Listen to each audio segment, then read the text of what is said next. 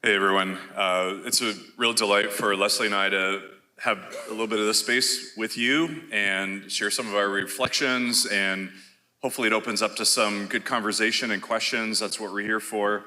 And it's been really a delight for both of us to just be at the conference, both for the sessions, but also the rich connections and conversations that happen in other spaces. And so great to connect with people I haven't seen for a long time and make new connections. So it's been wonderful on that level.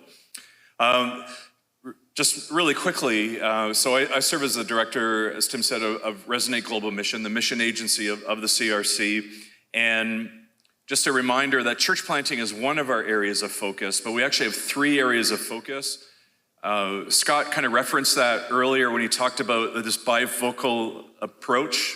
And so Resonate, in our work, are really concerned about coming alongside churches and supporting their work locally.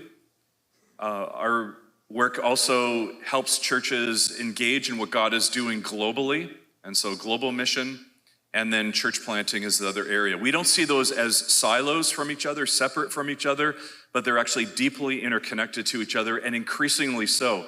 And Resonate as a mission agency is actually quite uniquely set up in serving all of those different areas together and under one roof, so to speak. And so it's a beautiful area. We're not here alone. You've met some of our colleagues. Let me introduce them really quickly, some of the people that are here. So we have 6 regional leaders that work across North America. And so Clarence Presley serves on the West region. Clarence is... We have Brad Minders, who served in the U.S. Central, is now stepped into a role overseeing all of our North America work. Scott Stark has been here. Scott serves our Great Lakes region, Michigan and around that, and then Marco Avila, who serves the East Coast. We also have James Vanderlaan, who is on our leadership team and advancement. James is here. And so just want to welcome all of you. And we have a number of local mission leaders. And if you're a mission leader, will you just stand up for a minute with Resonate? There's a few that are in the room. I don't want to name all of you. There's a bunch. And so, yeah, thank you.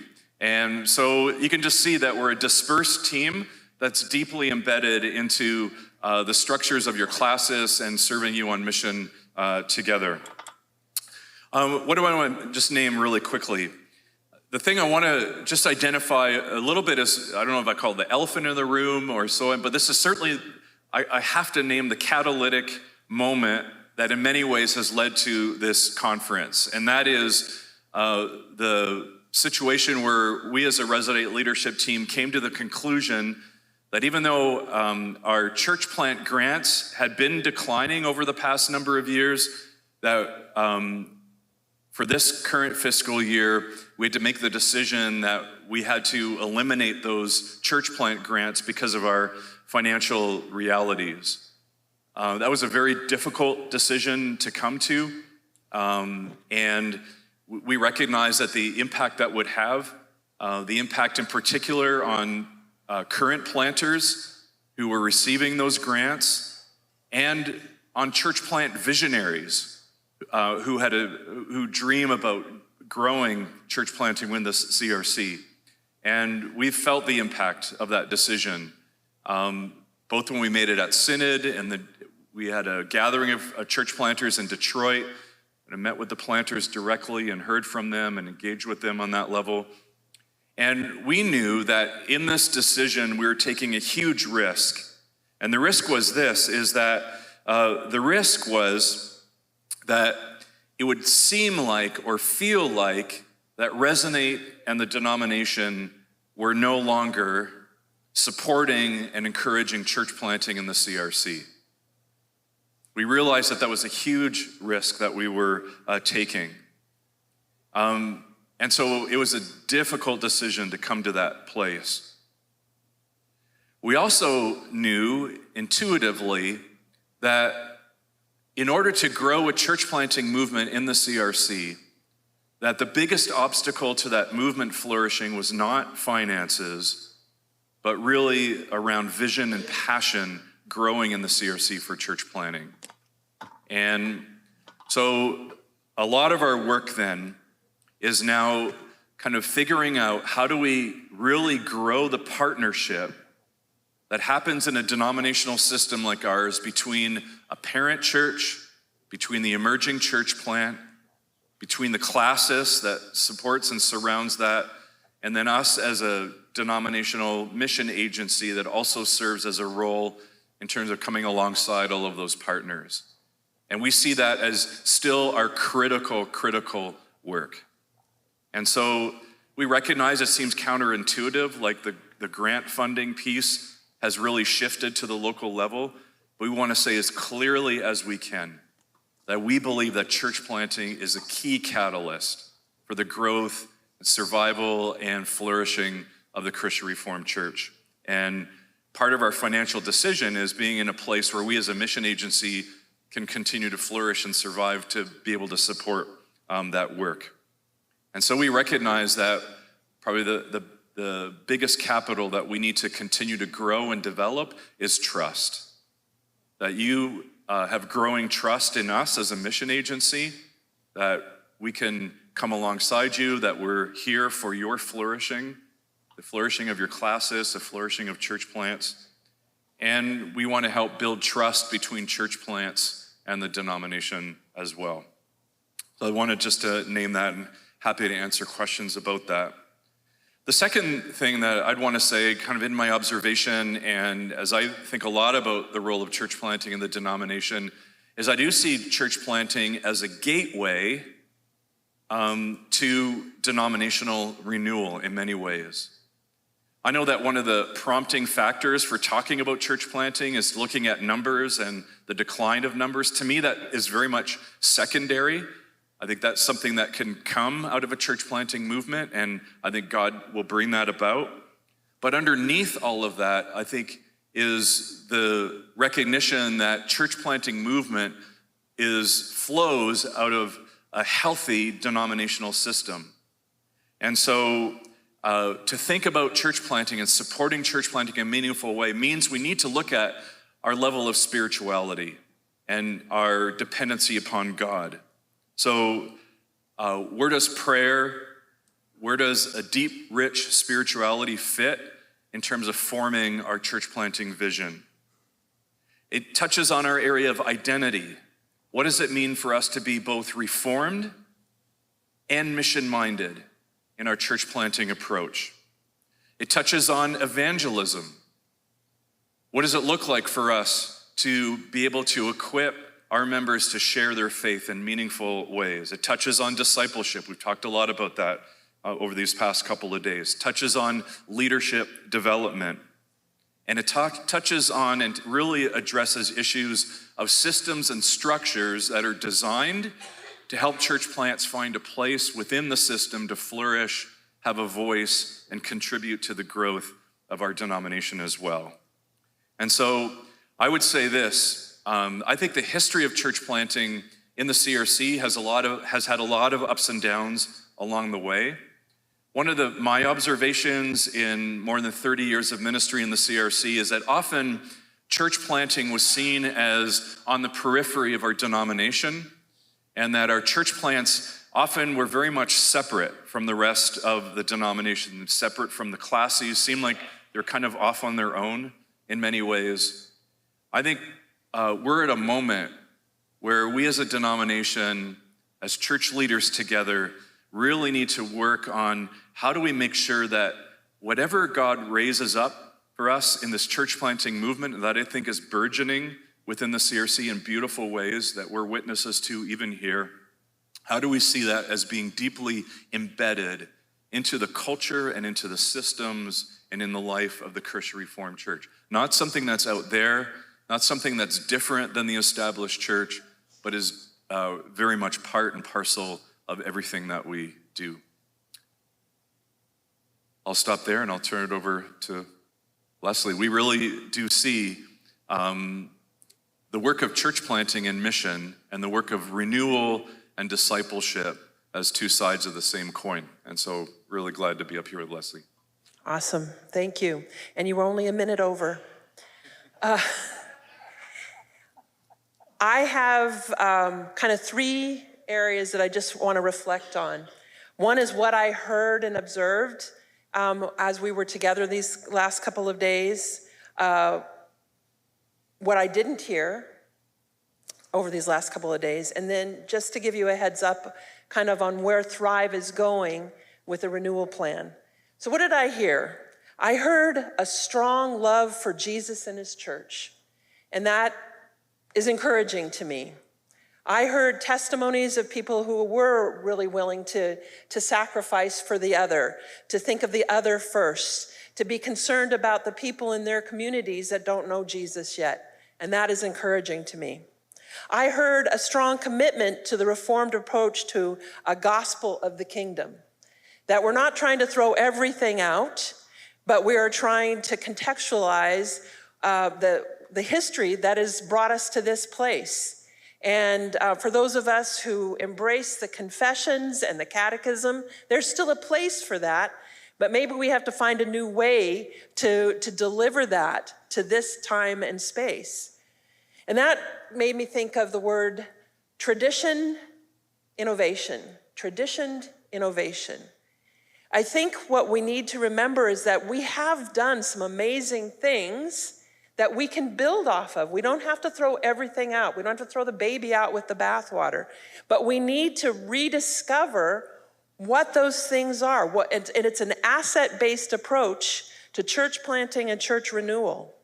It was interesting that Scott had us sing psalms. We've been psalm singers our entire lives, right? So Scott's church has contextualized it, but for those of you who still sing out of the Psalter hymnal, it was called the Psalter hymnal for a reason. We're psalm singers. So we can reimagine some of what our past is to be able to move into the future. That would be true with discipleship. We have had a strong background in discipleship. It just is a different approach.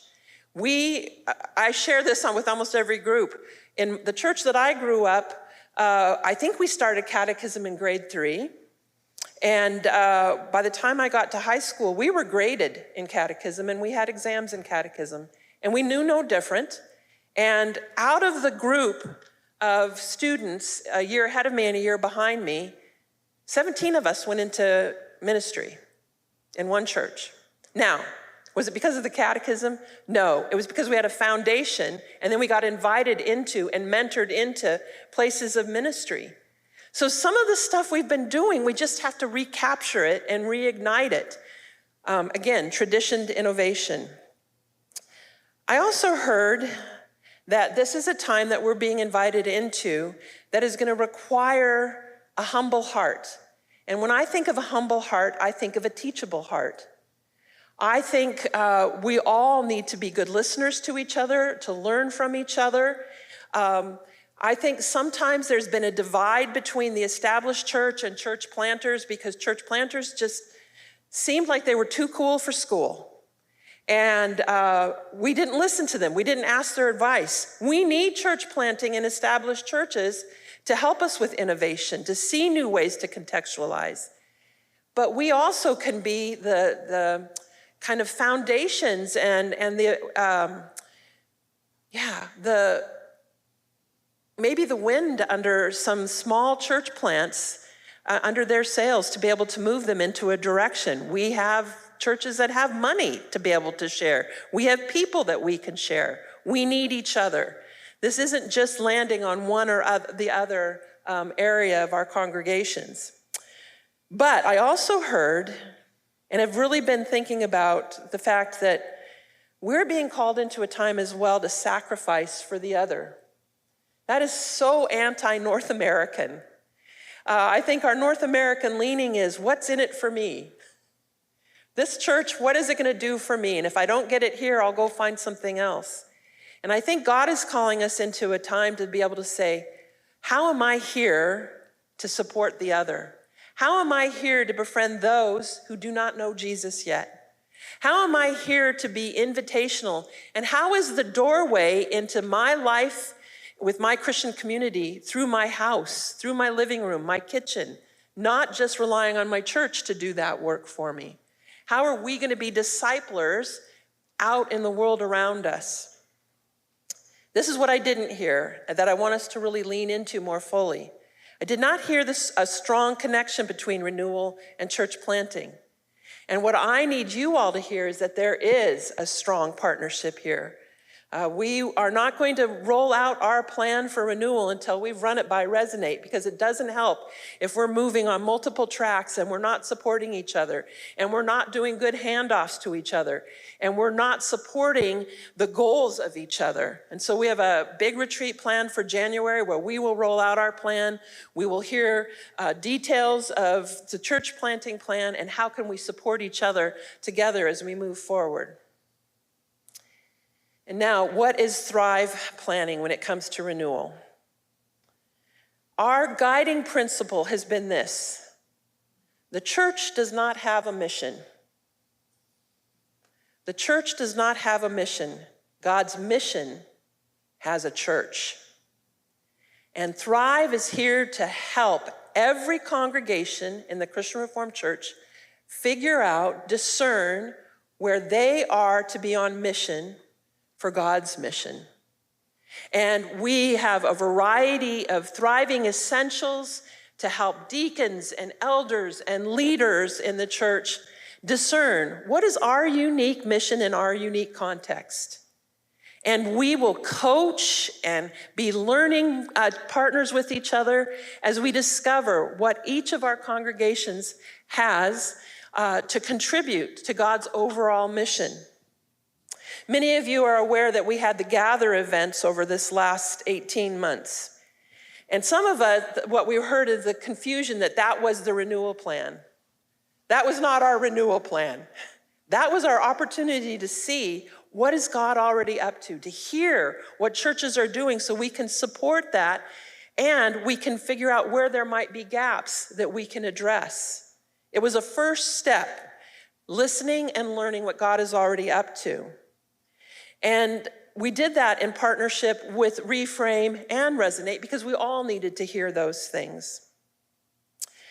Thrive is hoping to bring a strategic plan for renewal in 2026.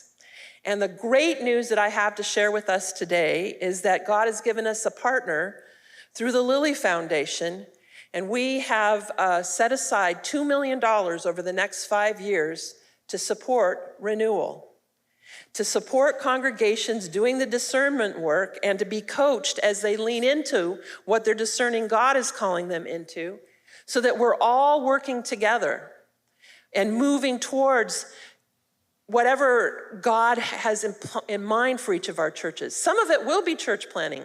Some of it will look very different. Some of the renewal will come because of a church plant that they're supporting. And some of the renewal will come after they've gone through a discernment process to say, this is how we're going to support church planting. But we want to be in step with each other with both of those plans. It's a journey. It's a heavy lift. And we want to be able to do this together as Resonate and Thrive, classes and individual congregations, because no one of us can do this on our own. We have to do this as a team. And that's the beauty of being part of the body of Christ.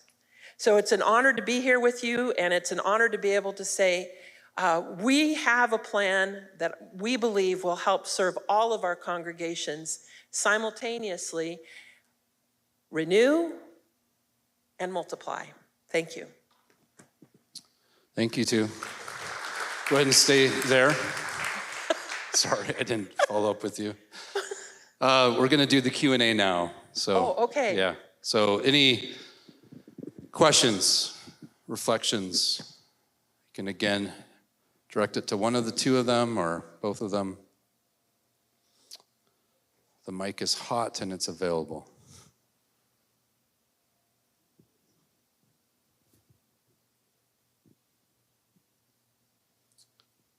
All right, John.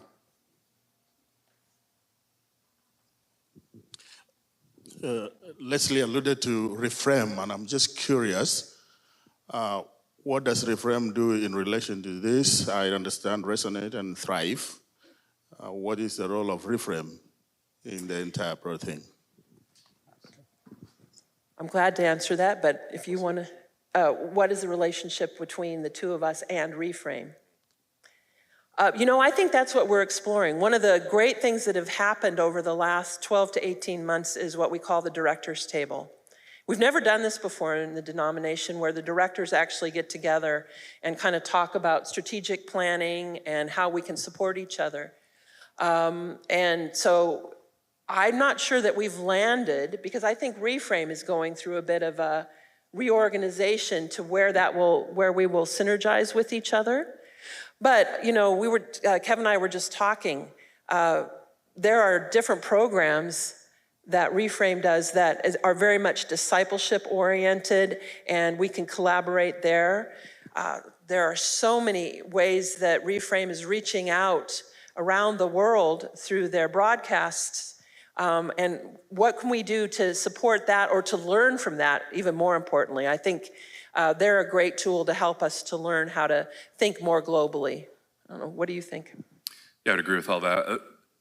Which a small but a big thing is that Reframe has also given us some access to the Today devotionals, which has a really broad reach. And so we've been able to have space in the Today, and we'll have that again next September to be able to talk about mission. So those kinds of partnerships are a really good beginning, and we hope they continue to grow.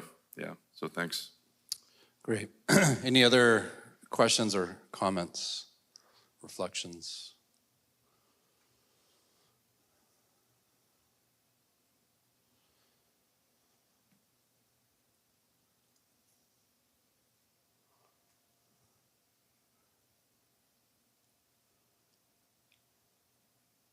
I used to be a high school teacher, and nobody's making eye contact with either That's you or right. I up We're here. all looking down. Here we go. $2 million grabs a lot of attention. Where's it going to go? Oh, well, you'll find out when we unleash our plan, first with Resonate and then at Synod. But there is a plan. We just want you to know you can have a plan and not have the resources underneath it. And we've been working very hard to work with Lilly to help us to scale and be able to support the plan that we're putting forward. So, thanks, Paul. Do we have to ask general questions or specific questions? Depends who you're talking to. Does it have to be a Kevin question or a Leslie question? No, okay. All right. So we have obviously a diverse group here right now, right? And we have North America, Canada, America, West Coast, East Coast. But we also have the cultural diversity piece. And something that in my 15 years in the Christian Reformed Church, something that we do is we try to be culturally sensitive, but let me reemphasize the try. Is there something that Resonate and or Thrive can innovatively do to go beyond the try in regards to cultural sensitivity? And I speak on behalf of some of the Korean pastors that are here. We have just finished our second cohort of intercultural congregations who are growing because newcomers to North America are showing up and saying, we want to be a part of your church. So that's one thing we're doing. And the cohorts are mutual peer learning groups. So we're not coming to them and saying, this is how you have to do it, which I think, James, is culturally sensitive.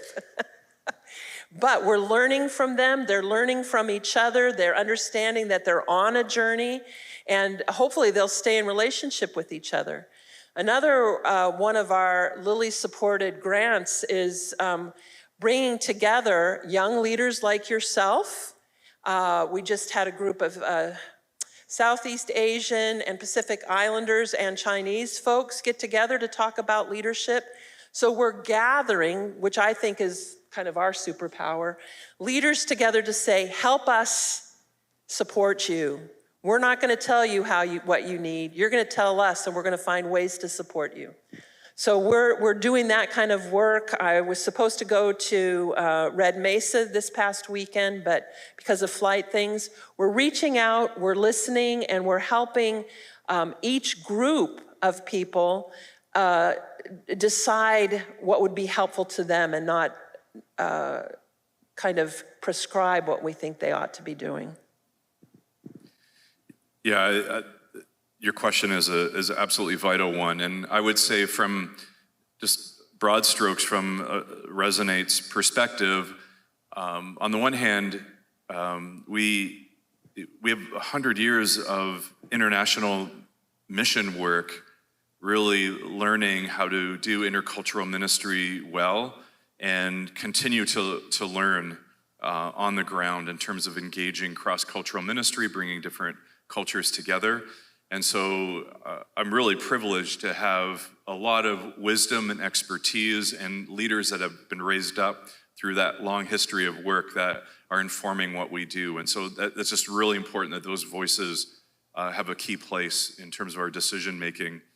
And the second one, I mean, now this is starting to inform our work in North America. So Tim can speak more to it, but we have, for example, an annual Cultivate Church Planters Conference, and to be present at that conference is to be in the presence of many cultures coming together, representing different church plants and planters and communities that God is raising up connected to the CRC. And so that's a rich place of learning how to do that work well. And we're really working hard structurally to keep putting in front of our denominational leaders, in front of our classes, the need to create spaces of hospitality that often our systems and structures keep voices from being heard well. And that continues to be a dynamic that we see and recognize and feel like we have a prophetic calling in terms of ongoing ways of speaking into that. And so we see that as a calling, and we really see church planting again as a way of really bringing this issue to the forefront with greater urgency than ever. So those are just a few things that come to mind for me. Yeah, thanks for the question. Any other questions? Drew.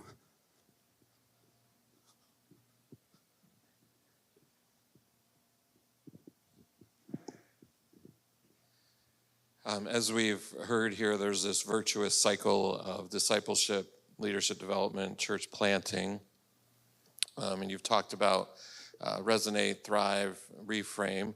I'm just curious about your partnerships with Calvin University and Calvin Seminary, particularly around the issue or the part of leadership development, and what kinds of conversations you've had or what kinds of innovations are coming out of those two institutions to help facilitate all these things that we're talking and dreaming about. So we gather, is it monthly? With a ministry leadership council, and it's the Calvins and the directors and World Renew. Yep. And we actually talk about the milestones, church planting, and renewal, and say, how can we be supporting each other? And the leadership portion definitely comes up in each one of those. Like, it's all integrate. We try to look at it holistically as opposed to pulling one theme out. But we're in regular conversation with each other, understanding that we actually probably have more engagement with the churches, with a local congregation, than the two Calvins do. And so I think our job is to actually encourage them and give them entree into the local church and to give them some strategies for that. And also understanding that they have different mandates than what we do. And so finding ways that we can partner that are real and not just words that we say to each other, you know, as encouragement or whatever. But we're on it. Yeah, and we're open to moving beyond the Calvins. So earlier this year, I was able to meet with some representatives at DORT when I was in Sioux Center. They have a strong missions program there. We'd love to see that get closer. Redeemer University has an intercultural an urban ministries program, and so we're connecting with some of the students in that program. Actually, a bunch of them are going to be part of a workshop at a conference that's happening this coming weekend in Ontario. So we're doing our best to find those bridges, and we want to continue to explore that. So yeah, these are places where God's raising up young leaders, and we want to make sure that they see the CRC as really a prime place where they can exercise their gifts and find a place to serve. Yeah. Thanks for that question. Yeah, and to also learn from them where those young leaders are, right, and what their expectations are is really important for us.